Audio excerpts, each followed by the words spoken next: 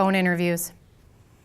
They could be your foot in the door to the prime company you've been dreaming about working for, or your quick elimination.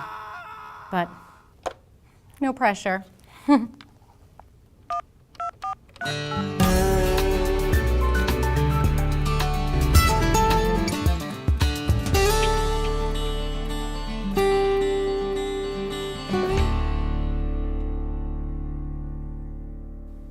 Phone interviews have become an essential part of the selection process for many companies, and the last thing you want to do is take it lightly.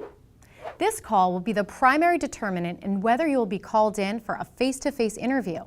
So, be prepared. First of all, go online and do some homework on the company. The more you know about the company, the better you'll perform. Find a quiet place where you have no distractions, no dogs, no children. If you can, use a landline, not your cell phone. This will ensure a clear and steady connection. Have your space set up in advance. There are 4 things you want to have right in front of you: your resume, the job description, a list of questions you want to ask, and a checklist of points you want to make. The questions should all be relevant to the position and should show that you've done your homework. The checklist should have points that are not obvious from your resume. If you just repeat your resume, you're likely to lose the interviewer's attention.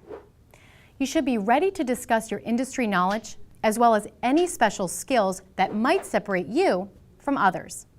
Now, there are some traps that could rule you out at this very early stage and that you should try very hard to avoid. If the job requires travel, make sure to give the interviewer a clear indication that you are more than ready, willing, and able to do any travel required. If there's a long commute, leave no doubt that this is completely manageable for you. Don't get distracted during the interview. No checking your email, texting, or surfing on the internet. Focus. And one big red flag here: money. Don't let this be an obstacle to you getting your face-to-face interview. At this stage, you want to be as flexible as possible. Let the interviewer know that the quality of the job and the opportunity are your primary motivations, not the paycheck.